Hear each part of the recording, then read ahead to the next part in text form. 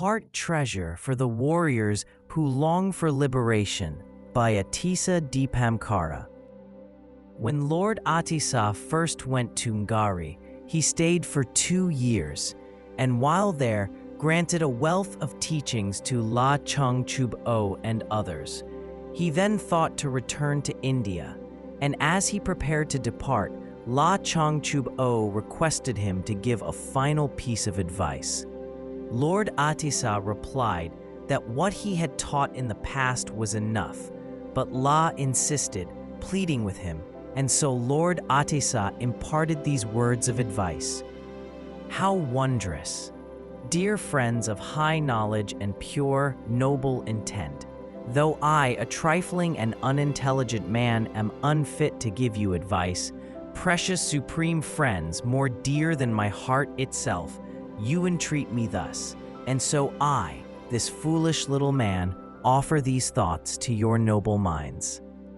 Friends, until you reach awakening, you need a guru, so follow a sublime spiritual friend.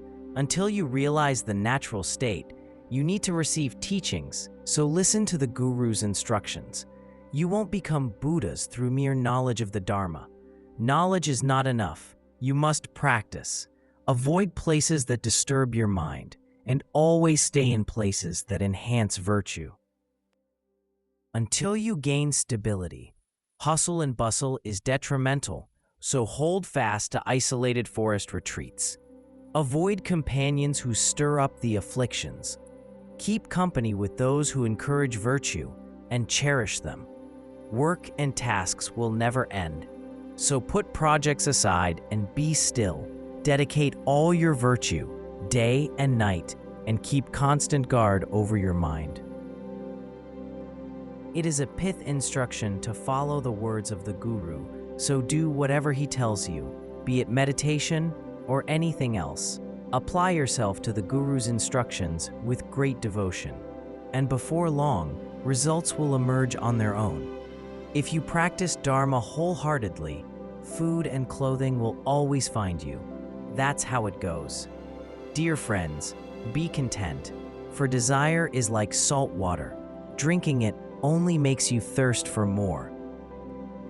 Do away with conceit, arrogance, pretense, and pride, and make yourselves humble and tamed.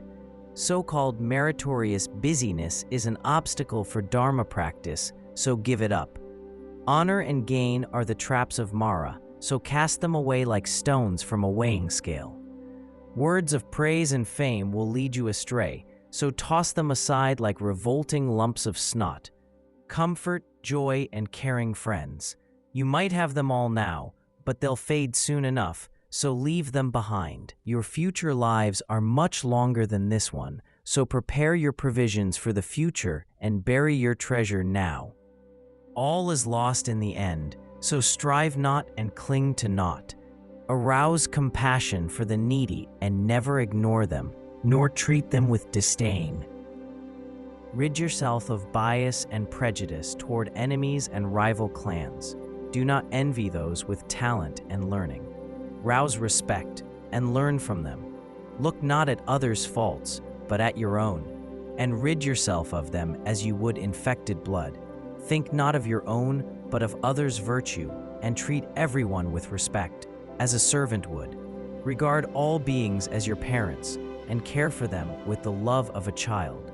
Keep a smile on your face and love in your heart, and speak frankly, free from anger. Irrelevant chatter will lead to confusion, so speak in a measured, appropriate way. Pointless activity will interrupt your spiritual practice, so set aside all deeds that are not Dharma. Don't exert yourself in meaningless work.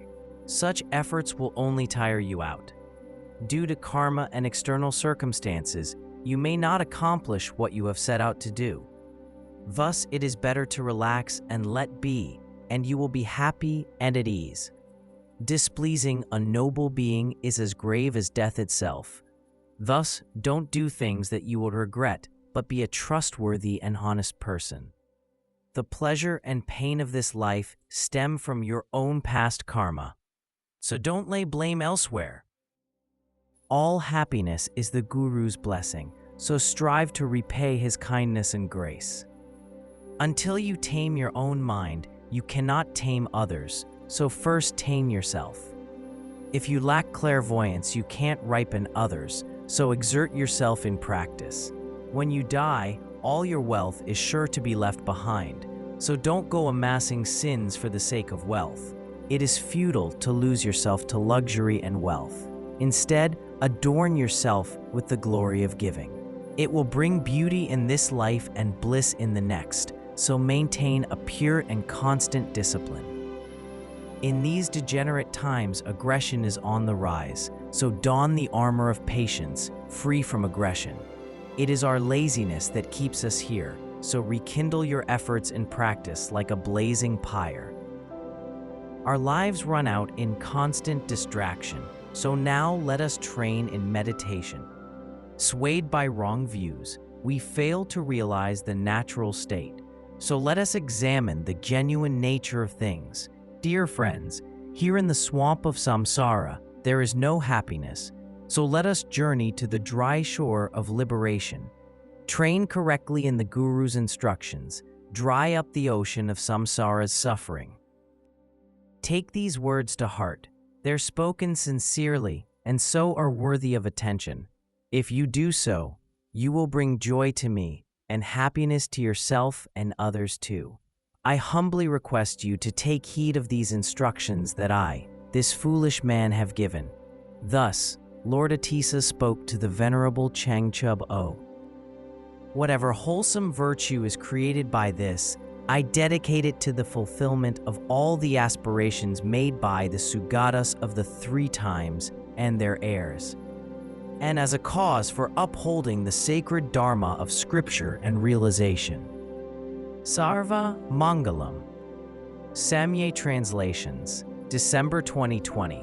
Trans Laura Swan and Maitri Yarnall. Edited Libby Hogg. First published on Lotsowa House, 2021.